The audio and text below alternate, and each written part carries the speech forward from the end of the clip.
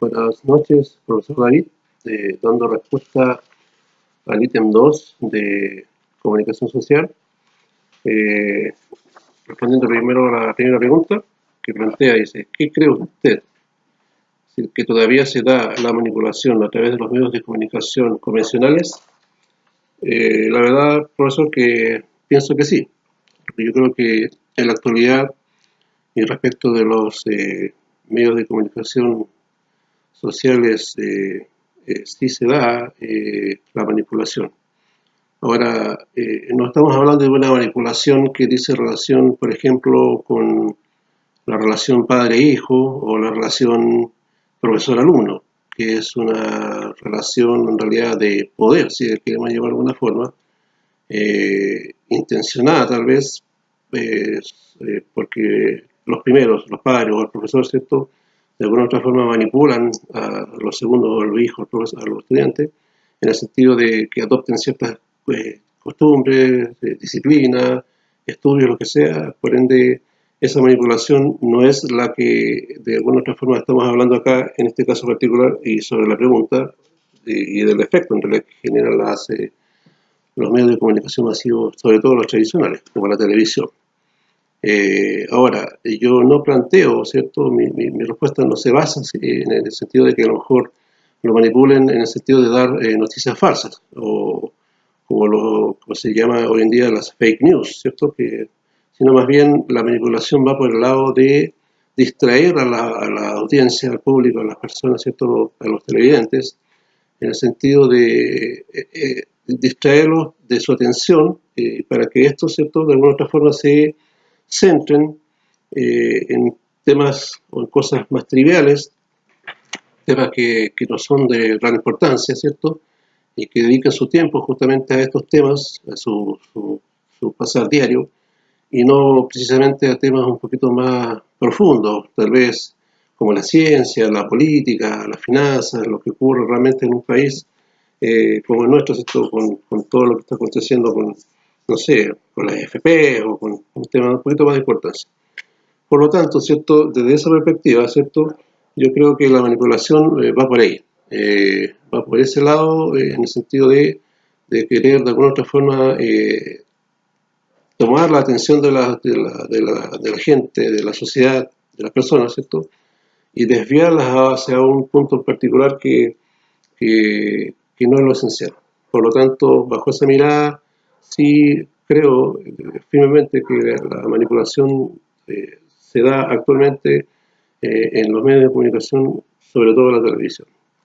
Ahora, haciendo una especie de cronología, un dato que encontré en internet bastante interesante, plantea, por ejemplo, y lo voy a leer un poco, si me permite, profesor, que los noticiarios, por ejemplo, los espacios de noticias de la televisión, de alguna u otra forma, ¿cierto?, distribuyen un tiempo, por ejemplo, 20 minutos, lo distribuyen en noticias que de alguna u otra forma hablan de delincuencia, hablan de accidentes, de temas, ¿cierto?, de cosas que de alguna u otra forma, muertes, siniestros, que de alguna u otra forma atrae la atención de la gente.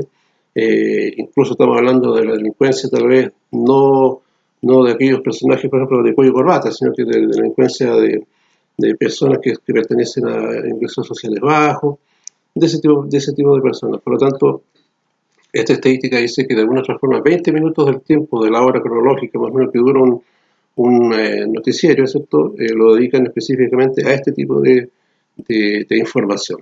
Después lo plantea que alrededor de 10 minutos, ¿cierto?, se habla de política. Pero acá también hay un tema medio especial, porque la política en realidad no es de la política que uno esperaría escuchar, sino más bien es un tema de relaciones públicas, un tema se toca muy ligeramente los conceptos de política, de lo que plantea un partido o de una persona, sino que más bien un tema de cómo no olvidarse del concepto, pero el tema en sí no es profundo. Posteriormente, dentro de ese mismo análisis, ¿cierto?, plantean que alrededor de 15 minutos, ¿cierto?, las noticias plantean, por ejemplo, que temas de deporte.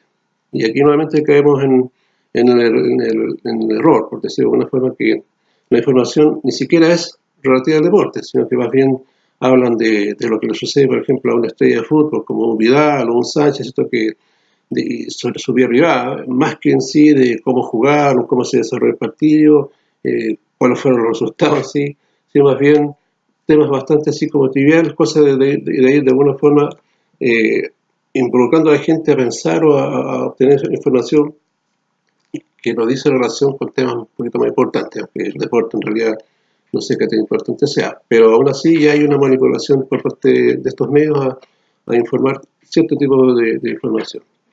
Posteriormente, ¿cierto? Hay alrededor de unos 5 o 10 minutos donde se habla de espectáculo. Y acá el personaje, el cantante, el artista que está de moda, ¿cierto? Es el que entra en boga, el que se habla, el que se dice que se casó con tal persona, que fue a tal parte, que su espectáculo fue o no brillante.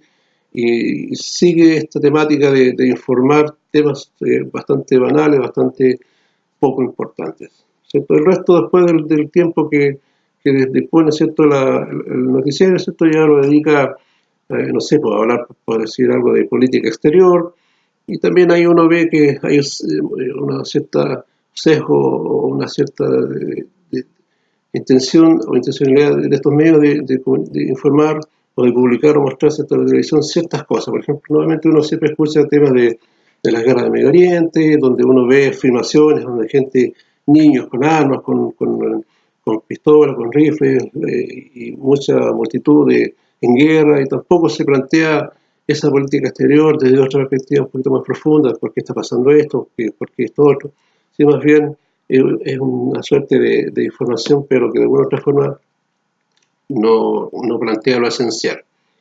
Luego, ¿cierto? Hay otros temas que la misma televisión termina, el programa noticioso lo termina y culmina tal vez con un pronóstico del tiempo, ¿cierto? Donde se entrega toda la información del tiempo en sí de una ciudad, de un país o tal vez de otras partes del mundo. Esto sumado a que de alguna otra forma también, ¿cierto? Dentro del lapso de las noticias, ¿cierto? Se da mucha información, entrega de comerciales, ¿cierto? Donde también ahí hay una imposición de alguna otra forma de poder generar en la audiencia, ¿cierto? El televidente, tendencias a comprar ciertas ropas, ciertas modas, que lo único que hacen es seguir perturbando, seguir desviando la atención de la gente, de la sociedad, de los televidentes, ¿cierto? A temas poco profundos y temas que de alguna otra forma no revisten mucha información. Eso respecto, profesor, a la primera pregunta. Respecto a la segunda pregunta, dice, ¿la crítica que hace la Escuela de Frankfurt es siempre exagerada o desfasada, o hay oportunidades en que es correcta?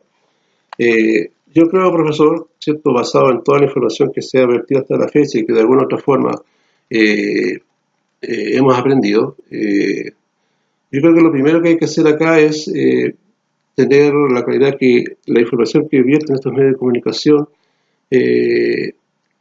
no hay que creerla de buenas a primeras, no hay que de alguna otra forma creerse el cuento, como se dice, de buena primera, sino que hay que hacer un poquito un análisis más profundo.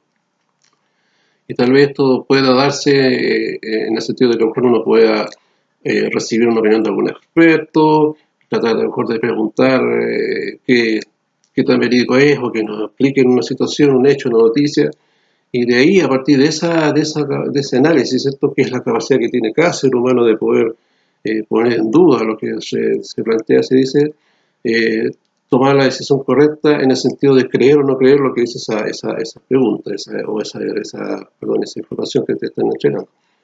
Por lo tanto, yo más lo circunscribo a que si es bueno o malo, si está desfasado o es exagerado la crítica de la Escuela de Frankfurt. Yo creo que lo importante acá es tomar el raciocinio personal de cada uno de nosotros, valga la redundancia, y de esa forma, ¿cierto?, poder determinar si efectivamente lo que se está publicando, lo que se está informando es verídico, es real, por lo tanto vale la pena y obviamente seguir con esa información porque uno ya se enteró, y no simplemente aceptarla de buenas a primeras, porque de repente también puede que sea tan manipulada como la pregunta anterior, que de alguna otra forma puede ser intencionada, independiente de cuáles sean los propósitos o intereses de quien las emite y quien las publica.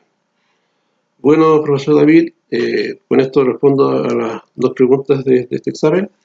Y la verdad que me siento bastante contento con esta materia. En lo personal, de alguna u otra forma, he logrado ampliar mis conocimientos sobre temas que definitivamente no conocía, al tiempo que también de alguna u otra forma esto me ha permitido abrir mi mente, mi marco de referencia respecto a muchas cosas que en la vida cotidiana uno las ve, las asume y las practica, pero en realidad tal vez no con una mirada tan crítica como lo que me han de alguna u otra forma explicado estos críticos, estos filósofos, estos que de alguna u otra forma le hacen abrir a uno la mente y discernir y pensar que tal vez las cosas no son tan lógicas como uno las cree. Por lo tanto, profesor, me siento bastante contento y agradecido de esta oportunidad que esta asignatura me ha dado.